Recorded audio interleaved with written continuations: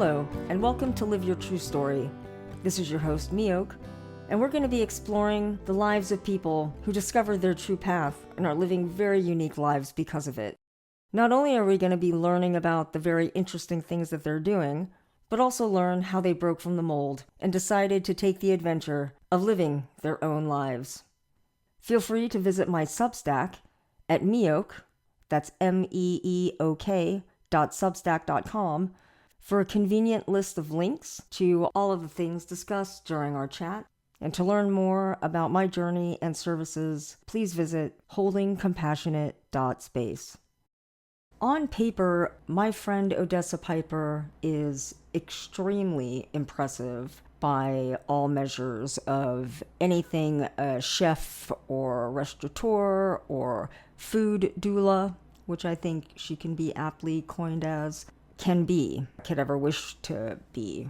But I didn't know any of this when I met her in a memoir class in 2015, and I think that some of that speaks to just what a humble person she is, what a real person she is.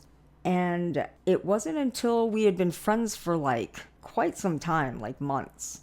I mean, when we first met, I was really still pretty immobilized, and so when the weather was nice enough, we would kind of just sit outside of my apartment building on a bench.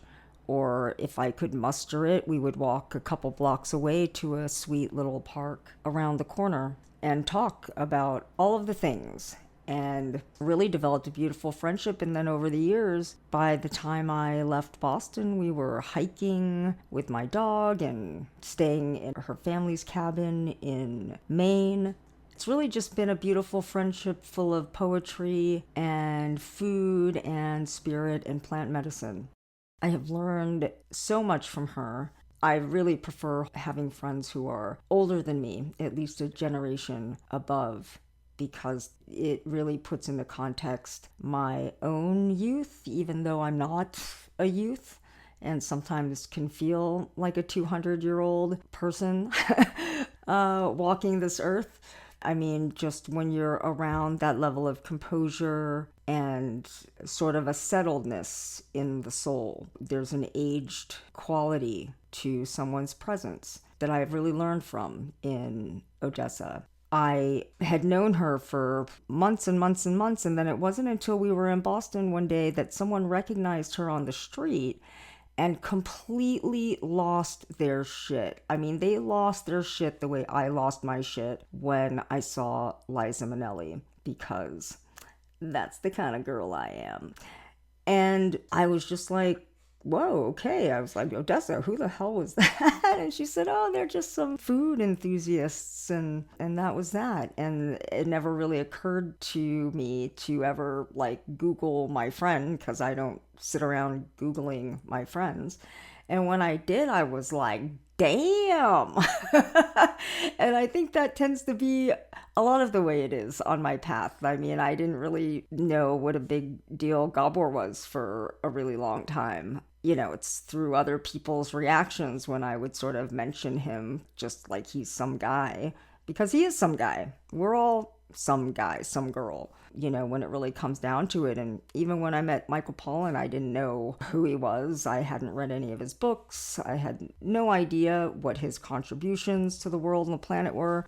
But in any case, yeah, and so I got to know Odessa really as a person. I still know her as a person. And it's sort of in these moments when I'm presenting her to other people that it's very helpful that she's out in the world and appreciated by people much fancier than myself. And I'm so glad that she does have that immense credibility. I mean, when I saw that she had a profile in the Washington Post, that's when I was like, damn.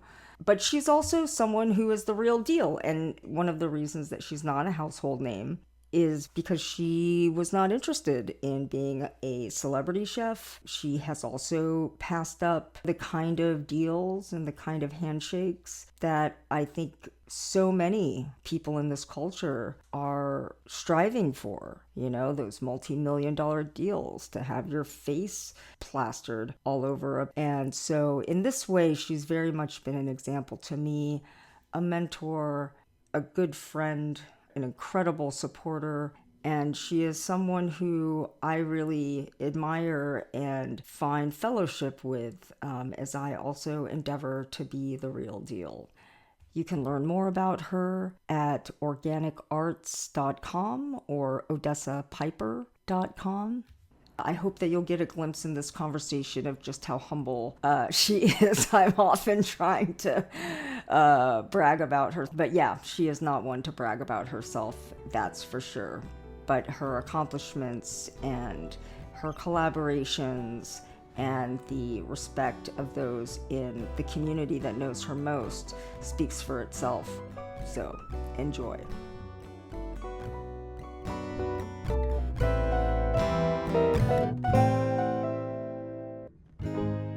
It's funny, you pop up in so many of my conversations that I have with people for all kinds of reasons. One of the things I was telling a friend of mine is that when we would walk around Boston, people would have trouble kind of locating us and what our relation to each other was, because we're sort of an odd couple walking around town.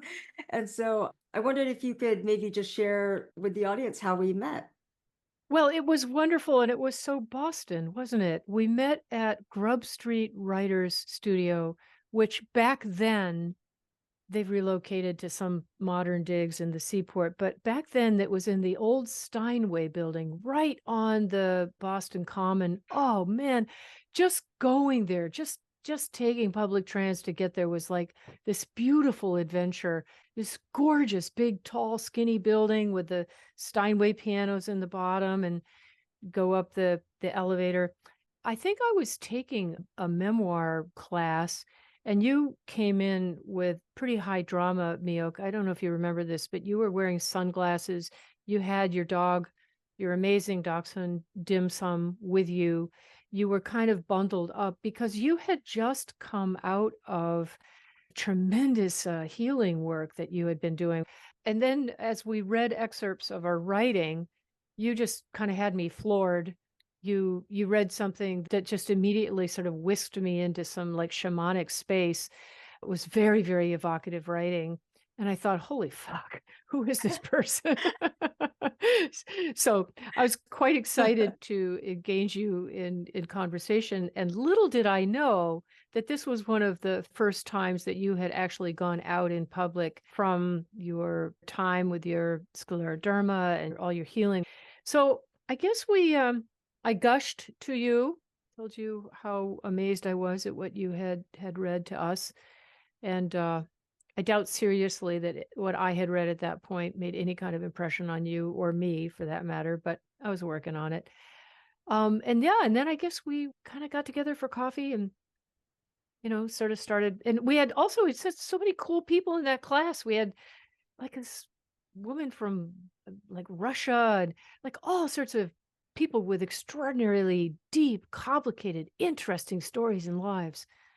Yeah, it was a cool class. And yeah, we met through a writer connection. And I still remember the piece that you wrote. It began with a Carl Sagan quote Ah, about us coming from Stardust. And then your piece was just, not just, but it was a piece about you describing baking an apple pie. yeah. So what But Sagan said was something like, if you want to make an apple pie, first you have to invent the universe. yeah, and then your piece really kind of brought it down Yeah. to earth in a way that it's like, hey, everything we do is stardust.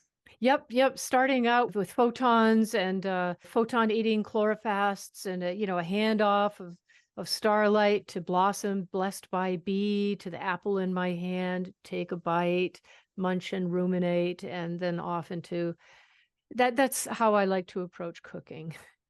Yeah, and I mean, you have this amazing background and training with food. It's almost like the plants and farms have, in a way, sort of groomed you. And so I really thought it was interesting the way that you spoke about food and cooking in that piece that took it to a shamanic level. And in a way, I feel like you are working on a project with food in a way to where we can really connect with this magic again, because it's been so deadened for us. So can you talk a little bit about what you do? Yeah, well, thanks for setting up the question that way because that is, in fact, my goal. I'm working on a book. The working title is The Re-Enchantment of Food. And it's sort of written from the perspective of how to eat like a planet, sort of having a Gaian awareness of interlife and that we're all we're all part of the food chain. But you're right about, I'm realizing as I work on it, and it's just this incredible evolution, that I am actually really seeking to kind of write in a shamanic voice. And I use that word very, very carefully, but I think I'm starting to understand that, there is a way with writing and with chant and with medicine and with so many traditions and with cooking, it can become very evocative and song-like. And in order to like really engage the eater, engage the cook with their ingredients. So to start to have this almost interbeing with the ingredients. I want to ask you specifically about the word enchantment and what it means to you, because it comes from, the word sing. We know that singing is really important to every indigenous nation. They're singing, I'm sweeping the floor right now, and I have a floor sweeping song. And obviously, in sacred medicine circles, they're singing.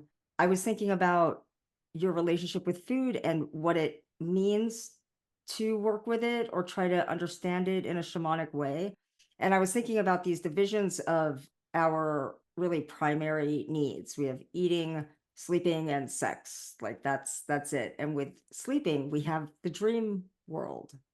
And with the sexual realm, we have things like tantra and these kind of more sacred. So when it comes to eating, what is the more sacred aspect of that for you? Well, it is in the song, it is in the chant. So the enchantment is to enter into the flow. Um, and food is a flow, as it turns out.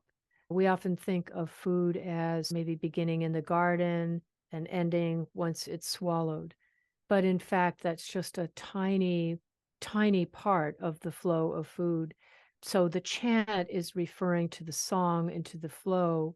Like anything organic, you can kind of drop into the flow anywhere and actually be at the beginning and the ending, if you will, Hmm. anywhere you drop in.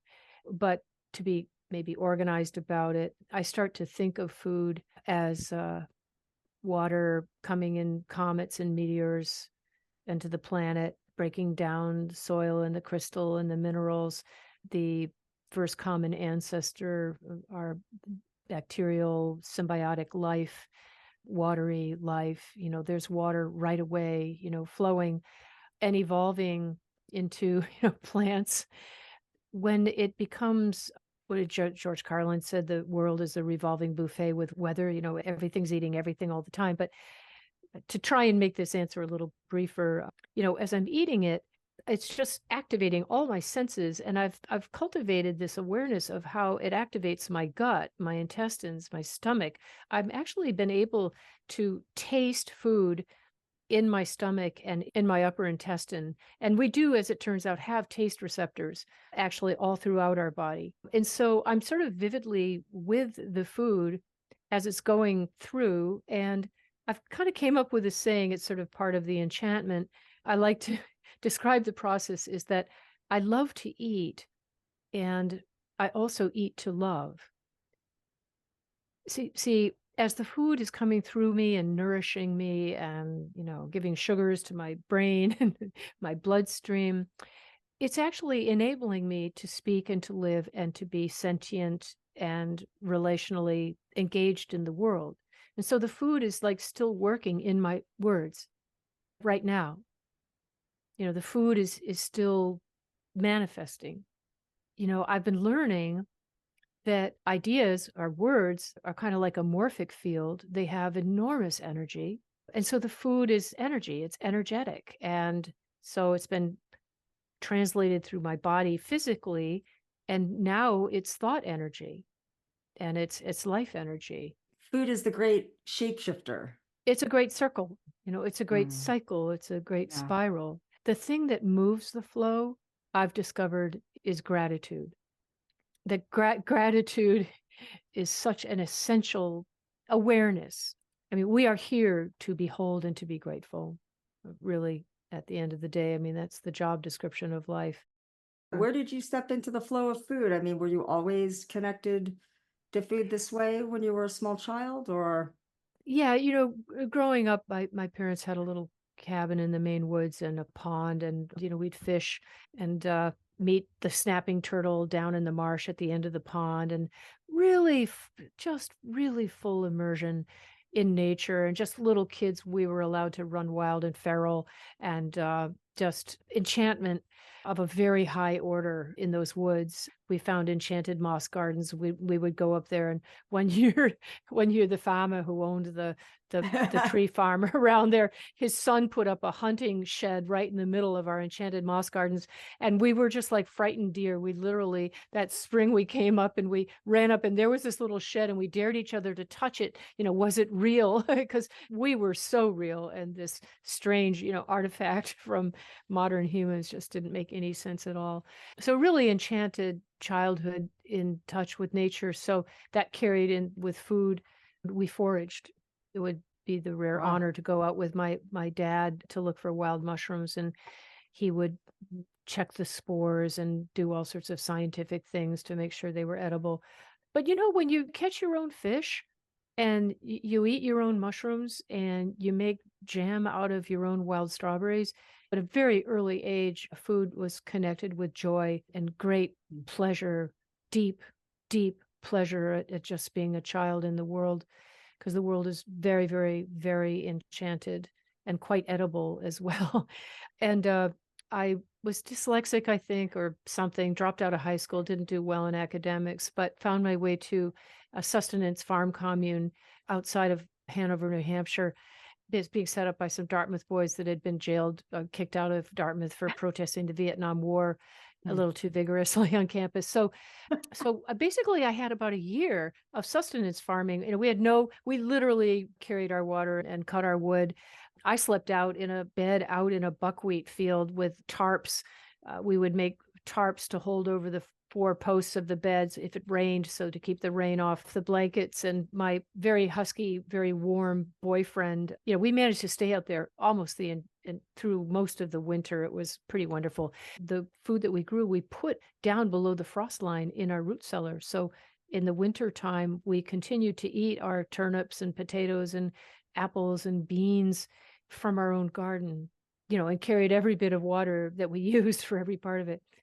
I wish this for every young person, to have a chance to do that, to live on the land and grow their own food for a year. The things you learn, not only about food, Mio, but just about our relationship to the planet, is just massive, massive. Yeah, what you're talking about is very much the way they still do it in other countries that are quote unquote less developed than ours, to have that underground cellar and to be living and having that living relationship with food as such a young person, because this surely is not the typical path to becoming a chef, a world-renowned chef. And so what do you think was so important to you? Like, what were some of the top takeaways that you had from having that be part of your initiation into the enchantment of food? Well, it made it very comfortable and fun at an early age to forage. So I always had a sharp eye for where the wild plums grew, and their intoxicating fragrance would just, I'd make a beeline to them, or the black caps, or the wild strawberries, or the fiddleheads, or the May apples. It turns out that there is so much abundant native natural foods that haven't been messed with too much by the plant breeders. So I brought those values into my first restaurant jobs. And actually, this was the early 70s, and the great farm to table movement hadn't really dug in and manifested, though the groundwork was certainly happening. But you couldn't get organic produce. You couldn't get locally grown produce. It just wasn't there.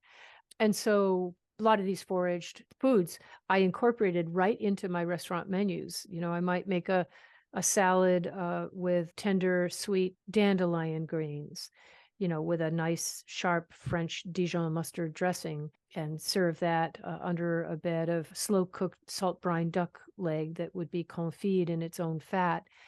So there were always ways to take wild foods and then kind of work them in. And I suppose it was a little unusual, but I'm very proud of of doing that actually.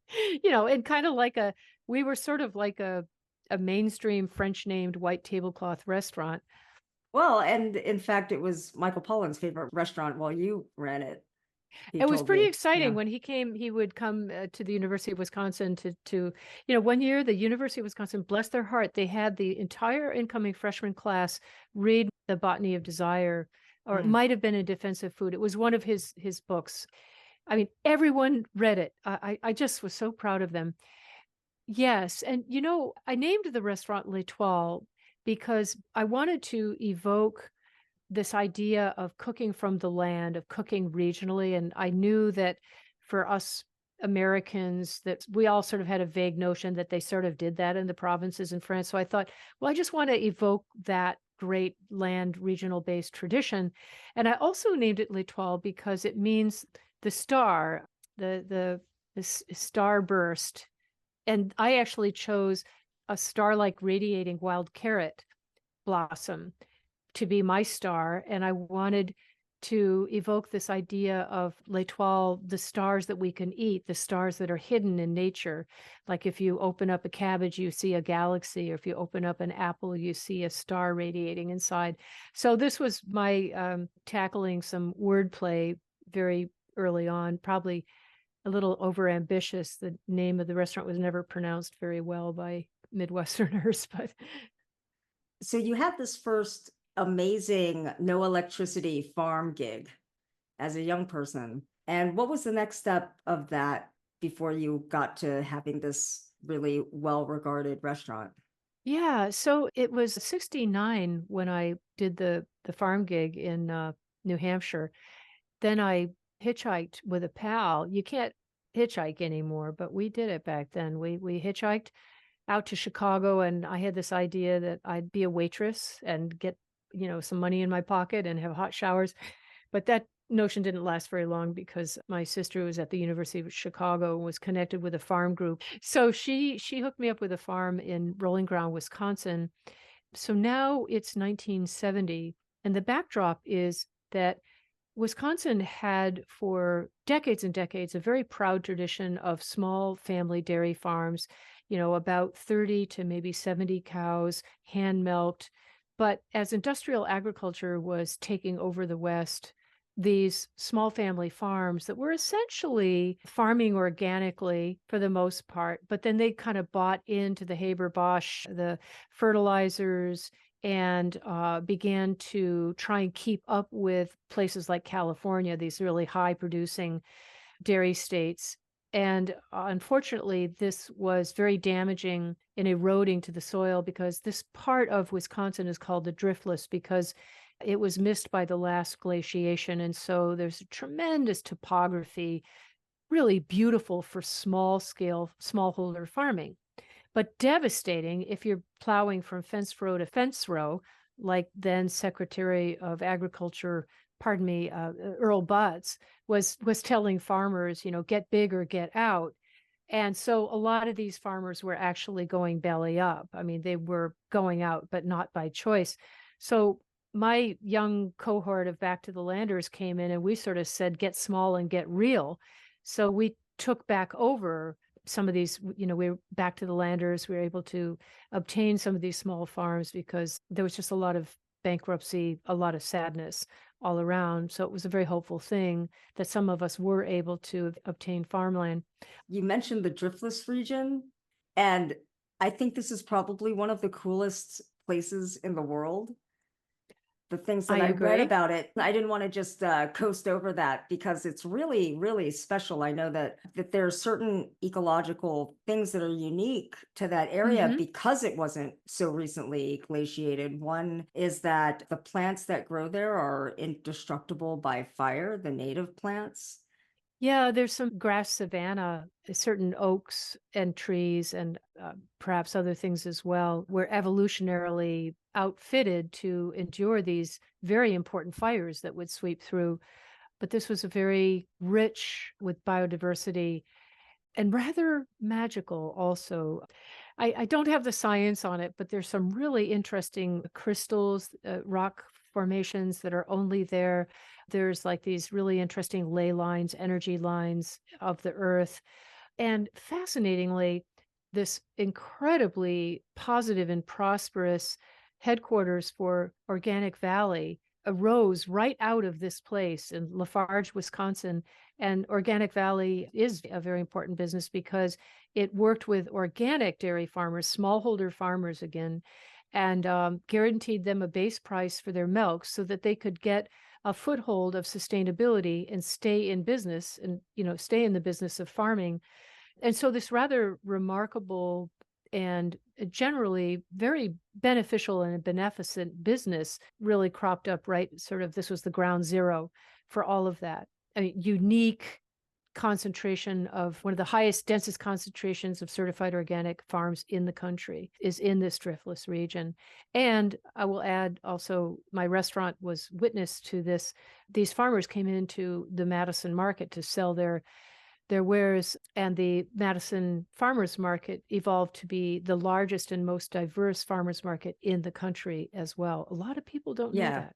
I want to get to that for sure. But while we're in the driftless region, part of it is where present day Spring Green is, Spring Green, Wisconsin. Mm-hmm. And Yep. that's where Frank Lloyd Wright settled, Mm-hmm. or where his family settled, because they had come from Wales. They were actually religious exiles from Wales because they just practiced a different kind of Christianity. How dare they?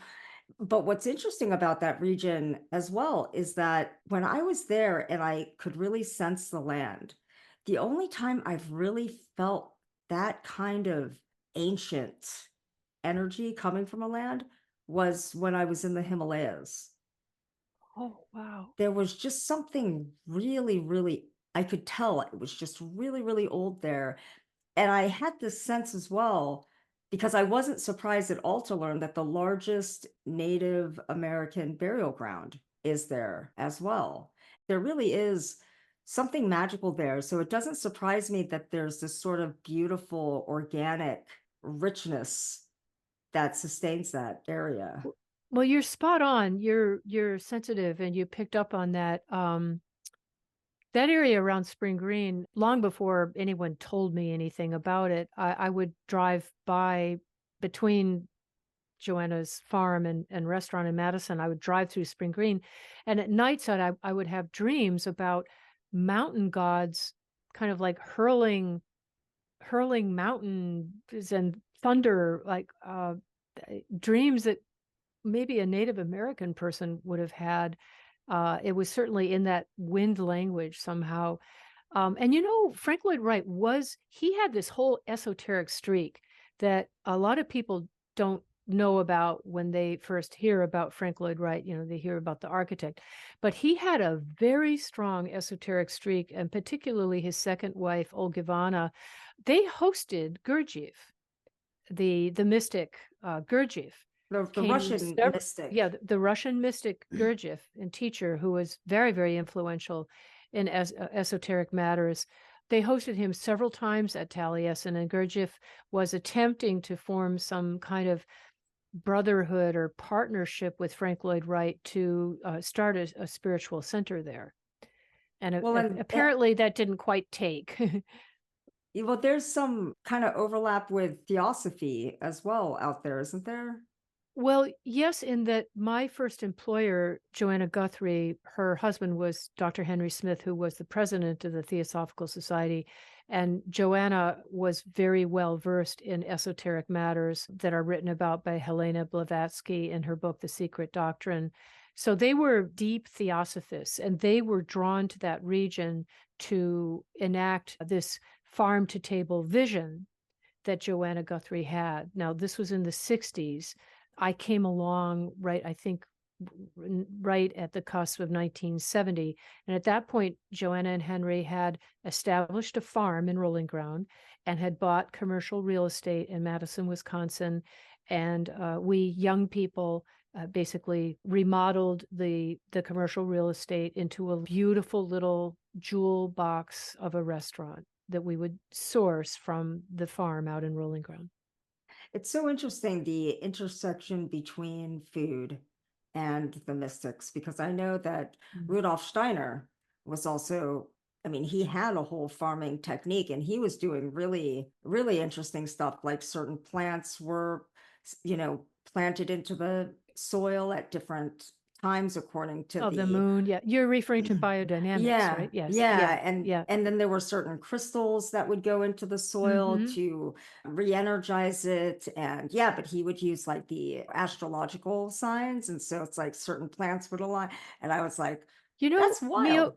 Mioke, he was the first quantum farmer.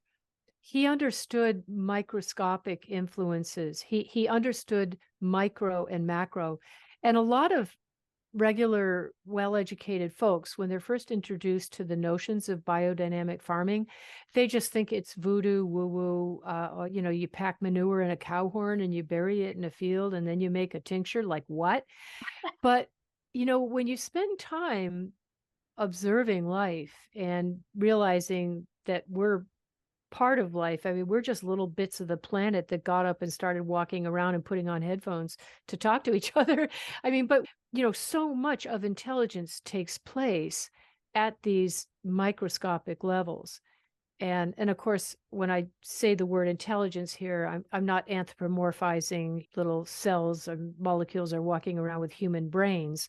But biodynamics is that thing that really will, if you really want to study it and understand what it's about, you have to take that leap of intelligence and start to understand that humans and these, cerebral processes, up here in the cortex is not the limit or the definition of intelligence.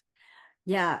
I'm always really interested in the fact that when you travel around, like we say nature, but nature is very, very different. I remember doing a taste test at one of the farmers markets that we went to. This woman had honey. She had all these different honeys that I got to taste, and some were from New Hampshire and Connecticut, and they seemed very polite, very gentle honeys. And then she had some from somewhere in South America, and it was so rough and raw. And, I could tell that it was feeding on very different flowers, different bees. And so when you think about how diverse nature is, what is it that not only connects it all for you, but reframed or contextualized in a deeper way how you as a natural being fit into all of that and eat it and will be eaten? I think it definitely came up from my heart through my meditation practice. In my early 30s, I started learning serious meditation, Zen meditation, Vipassana meditation. And I was studied closely some of the Taoist texts and began to discover this, what I refer to as this sort of quantum world where micro and macro, this world of paradox. And through cultivating awareness and following the breath, I was able to just sort of like open my intelligence to this world. Thanks for listening to the free part of our conversation. To listen to the rest, become a paid subscriber over at my Substack at meok, that's meeok.substack.com. See you there.